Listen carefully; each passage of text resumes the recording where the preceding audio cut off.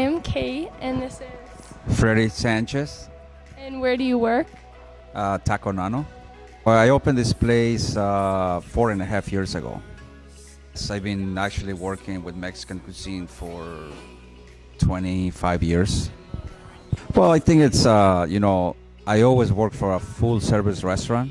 And this is more like a casual, more fast-paced restaurant. So I like that it's everything fast and it's not a full service restaurant. So this is kind of new for me. So it's I really enjoy it, and we sell a lot of tacos. So it's been great 4.5 years. So the struggles here is to find people to work. Right now, nowadays it's just difficult to find help, and that's the struggle part of this restaurant. But as far as anything else, it's a piece of cake. Well, I think if people really know about Mexican food, this is the real deal. I have traveled to Mexico many times, probably 30, 40 times, different states. So I have done my research for all these years, and I just wanted to bring something traditional, but with a little bit of twist of upscale chef-driven taqueria, and that's basically what it makes this place very unique.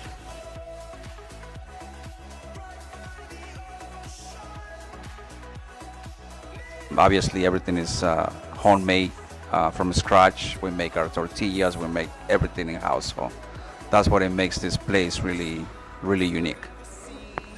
Well, I sometimes have dreams what I'm gonna do for specials, but the average, to prepare the food, like I have these guys in the kitchen right now that they come at 7 o'clock in the morning, and they have to prep everything to be ready by 11 o'clock. So it's and we open 6 days a week, so they work 6 days a week, and they work 10, 12 hours every day, and it's a big process to really make good food, especially making it from scratch. Most of them come from Mexico. Obviously, I have my guy who provides the produce. But a lot of the stuff comes from Mexico.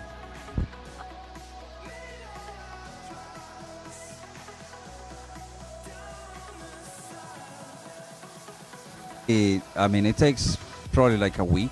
The process, it's you got to cross the trades is different, and they have to come through customs and stuff like that. So it usually takes like a week. I was trained for this. I went to actually to a school to become a chef, and actually the name of the school that I graduated from is also called Washburn. It used to be a trade school that they opened back in the 1940s, and used to be on the south side, and I was a Washburn Trade School, and that's what I graduated from, and I've been working for 31 years in this business. So for me right now, it's not really a lot of difficult, unless there's something breaks, like the fryer or the blender, or something that it breaks, then we have to look other options as well.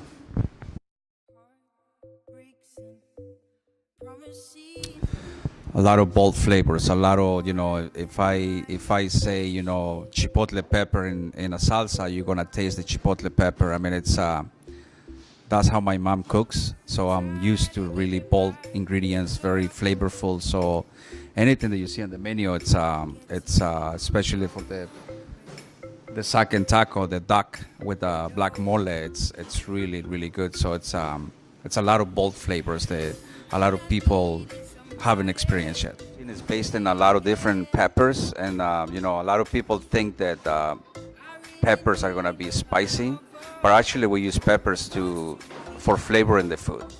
So in the Mexican cuisine, you're gonna find a lot of different peppers. We have guajillo pepper, we have serrano pepper, poblano peppers, we have pasilla peppers. We have literally like over 100 different peppers, and most of the time they used to be to use as a flavor, not as a spice.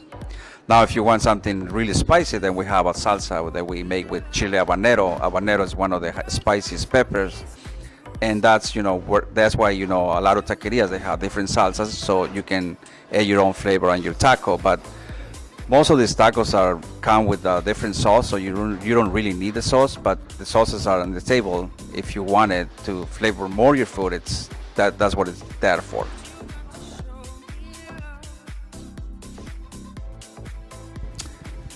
Absolutely. I mean, growing up, I always look, back in the days when the Food Channel started, watching the